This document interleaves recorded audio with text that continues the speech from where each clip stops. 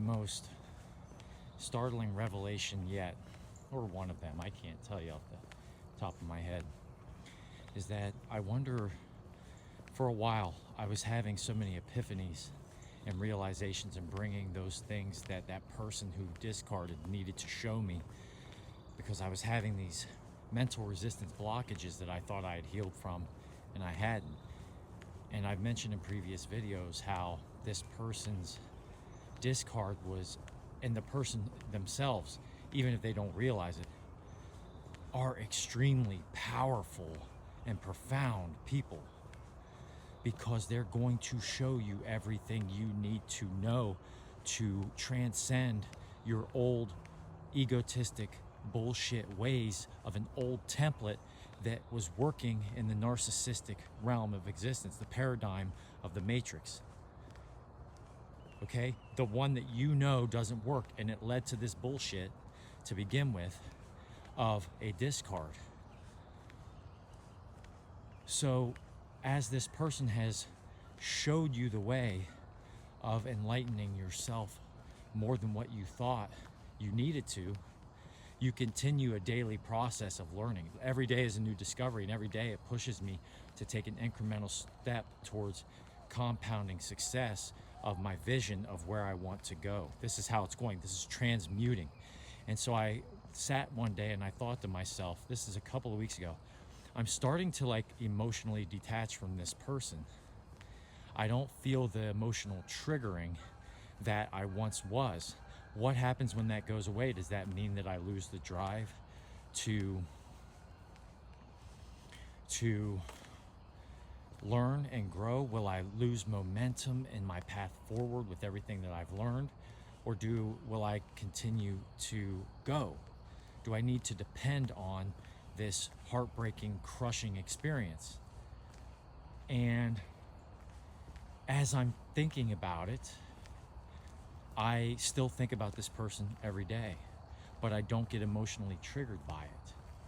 And when we've lived in this world where this point now where I have forgiven, and I'm very grateful for the experience,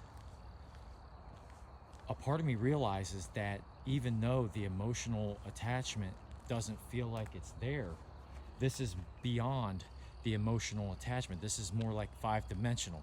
This is like in another dimension type of attachment or bonding, because whether you realize it or not, that bond is very deep. It's a very deep spiritual bond. It wasn't fake. A part of me thought that you wondered whether it was fake or not. That's confusion. That's what this moment is supposed to bring to you, confusion, so that you can push through the confusion into clarity. And in doing so, that person remaining on your mind is an indicator of the bond that exists interdimensionally. Whether you're in the 3-dimension together in the physical form, or whether you are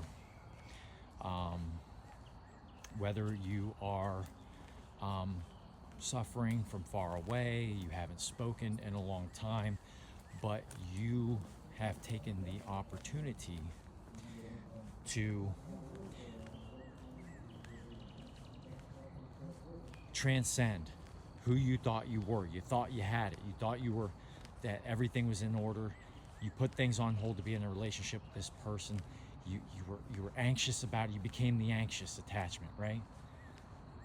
And you lost that energy and that vision.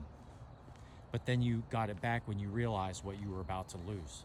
And you made the choice to keep your values, keep your principles, and the integrity of those things by setting boundaries, by having the self-respect. And that's when you learn what you wanted to hold on to, but furthermore, the blind spots that and the dead space that you realized that you still had that were actually keeping you from that which you're trying to become. That's the higher self. All right, so you have the resistance still, and this is the beauty of it.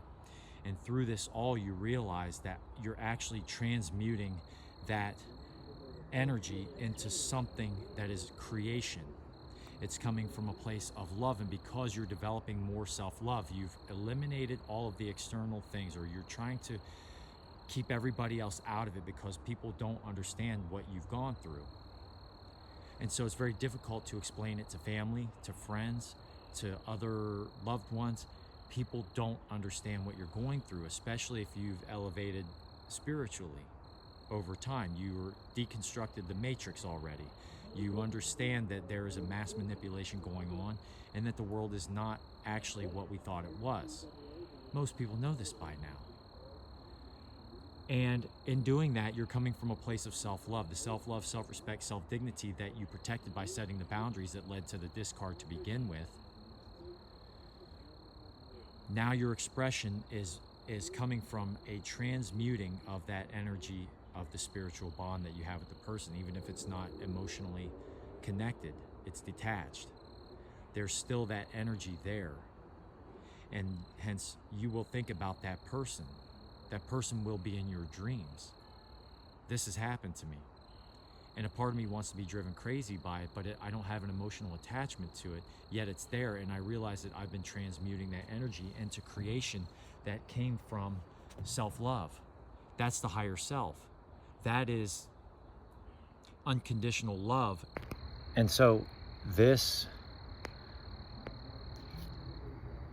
unconditional love, this state of unconditional love with the self, that which you're creating, is in essence the epitome of abundance, which is the powerful state of vibrating through the nervous system, vibrating into reality what it is you want.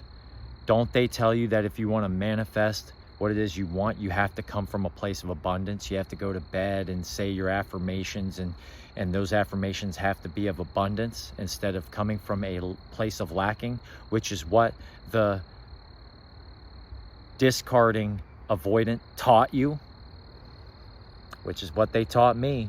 And they'll do that to you. They'll show you exactly what you need to know.